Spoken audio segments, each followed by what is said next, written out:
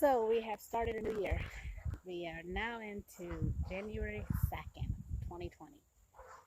Made it through Christmas and Nicholas's birthday. Christmas was very hard. We had a lot of fun, but with Nicholas turning 13 December 20th and not being here with me, it was really hard. Got through Christmas, luckily.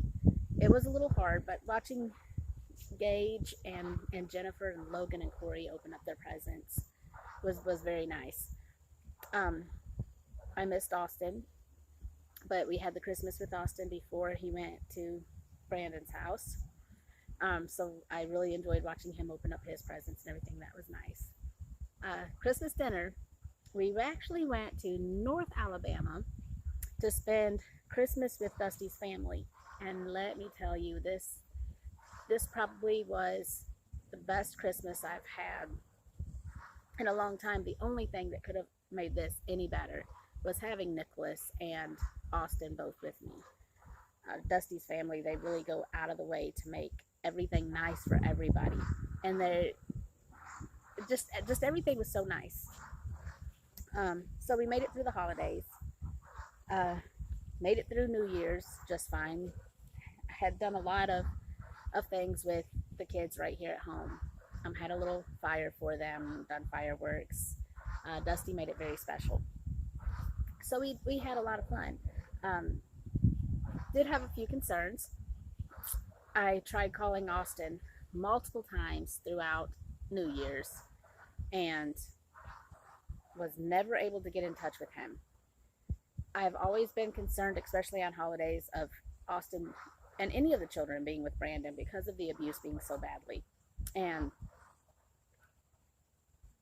the last time he was with Brandon on New Year's, and Brandon was with Sarah, there was guns being pulled, fighting. Austin got beat up badly by Sarah's family, and no one ever cared about that. So I was very concerned about the alcohol usage and the guns being around Austin, the type of abuse. Now, don't get me wrong. I truly believe, you know, everybody has the right to carry a firearm. Everybody has the right to their guns, but not to aim them at children. So that's my thing, especially if it's supposed to be your own son. So that concerns me. So I called repeatedly and was not able to get an answer. I ended up sending the cops over there late at night. Um, no one was there at Brandon's house. I finally ended up getting a hold of Brandon finally halfway through the night and found out they were at Sarah's house. But Sarah denied my phone calls to Austin. So I did not get to speak with Austin whatsoever on New Year's. And throughout most of the day, New Year's Eve or New Year's Day, finally that evening, got my first phone call with Austin, where he let me know that Sarah did not want me to have phone calls at her house. So Austin was not allowed to talk, even though I bought him a cell phone, so I could reach him anytime. Brandon has denied every bit of that. In order for me to talk to my son, I have to go through Brandon's phone or through his girlfriend. Other than that, my calls are denied, and they're monitored when I do call, so I was very concerned about that. But Austin says he's having fun, so, I have to go by that. Gage and Jennifer have had so much fun here with their step siblings and with Dusty. Everything has been wonderful. Gage, I am concerned about some of the things Gage is telling me. I was really glad, because I've been concerned that they're not going to let me have my son back, especially for the holidays and things, because he's been held against me for so long. Until we were able to get to court to find out who is going to get custody and what is going to happen. Talking with Gage, and I try not to bring anything up, because children they just don't need to hear it. They just need to know that they are loved and they need to be children. Well, Gage has let me know on several occasions, and had even talked to Dusty and let us know that Eric is actually spanking him for calling me mom. Gage is not allowed to express that he misses me or he misses his siblings at all. He gets in trouble for it. He told me he has to be very, very careful. Gage's exact words: I have to be very, very careful on what I tell anybody because I'll get a spanking. And he's getting in trouble from Robert, Sue, and Eric. So Eric and both of his parents. It is one thing to be 43 years old, living in mommy's basement, and doing what mommy says. Okay, I get it. You want to be lazy and not work, and you want to live in your mom's basement for the rest of your life. Go ahead. I think it's sickening myself. I think you're a loser. But if that's what you choose to do, go ahead. What I have a problem with, I think it is sickening that Sue has kept Eric so dependent on her. He is 43 years old, still living in her basement, still has to do what she tells him to do, act how she tells him to act. She has power of attorney over him. He has not held a job, nothing. He does exactly what mommy tells him to do. And she has held him back where he don't even know how to apply for a job. She has to apply for him in order for him to go to work. That's why he has not worked in 7 years. Ridiculous. Okay, now they're doing the same thing to my son. My son is 7 years old. Just turned 7 years old, September 28th. They have beat this child down emotionally so badly, he don't know what to think. 1 minute to the next. This child is torn apart. They have got him believing so many different lies. They have put it in his head so much that I have done wrong because I promised Eric that I would never date or I would never move on with my life until my kids were grown. When I left Eric and I moved back to Alabama, I did say I was done with dating. Eric is a narcissist. He beat me down emotionally, physically, and mentally. There was a lot of abuse. And I said I was done with relationships. I was done being tormented like that. I just wanted the time with my children. And then Nicholas passed away. And before this, when I finally got out of the abuse, we were so happy. It was just me and my children. And everything was perfect. And then Nicholas passed away. And that tore everyone up. Completely crushed me. And I have not been able to grieve. I haven't been able to do anything because of I have to raise my kids. And then they were just ripped away. They're supposed to be gone on summer vacation. And they refused to be returned. Okay. Now that it's Christmas time, my 7-year-old comes back to me telling me how much his father has pounded in him about how horrible I am and how much I lied because I have met someone and moved on.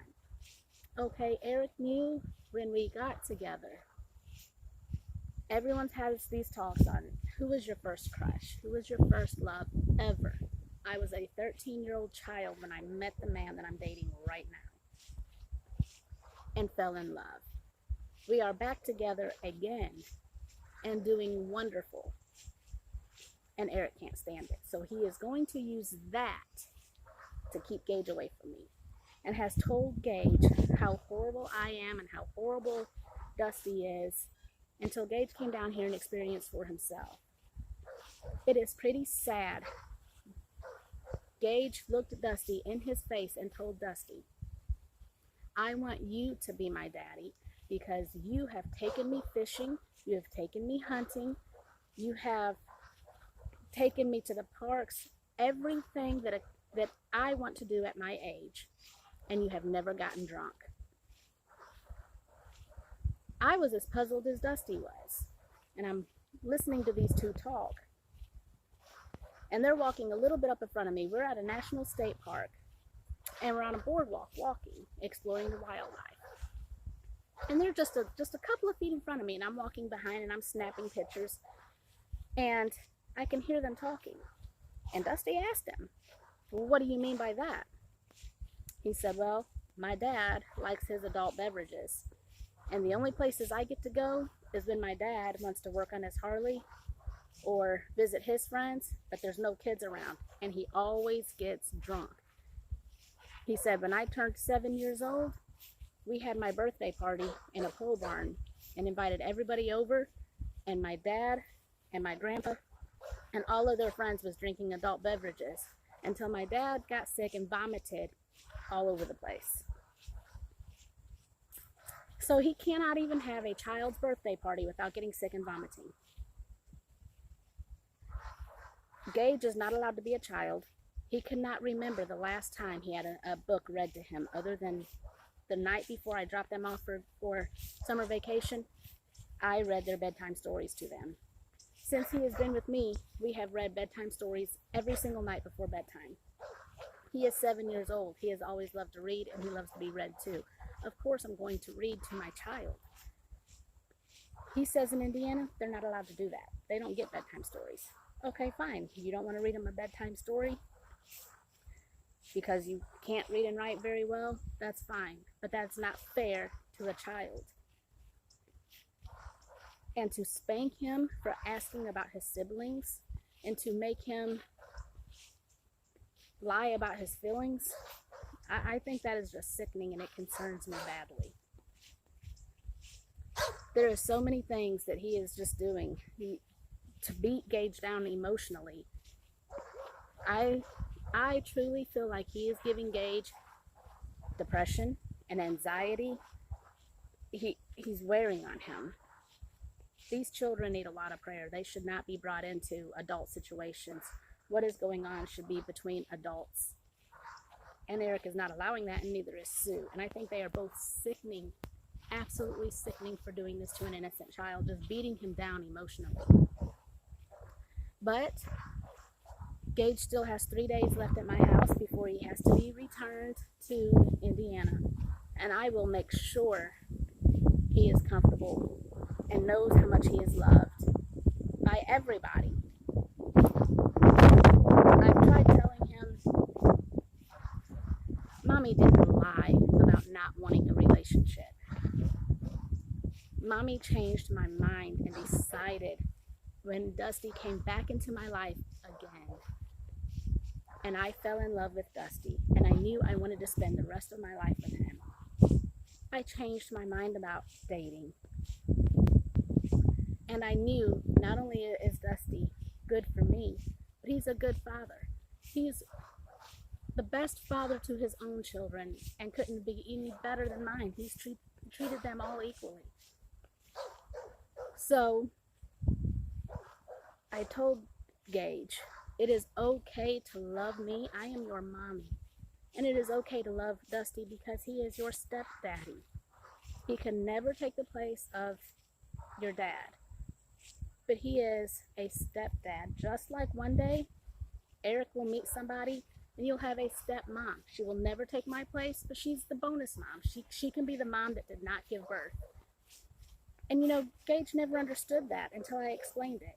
And that is sad because that is something his father should have explained it and didn't, which breaks my heart. If he's been there for a year, instead of telling him how horrible it is to have a stepdad, he should have been telling him, that's just more people to love you. That's just more people that's going to buy you Christmas presents. That's more people that's going to shower you with love and hugs and laughter and fun. And he makes it sound bad. I don't understand how you could hurt your own innocent child just to get back at the other parent. It's sickening and it's sad. Just please, everyone, pray for my children. God really needs to intervene in this because it doesn't seem like we're getting help from anyone. And my children are being physically, mentally, and emotionally just destroyed. And it's hard for me to sit back and watch as a mom.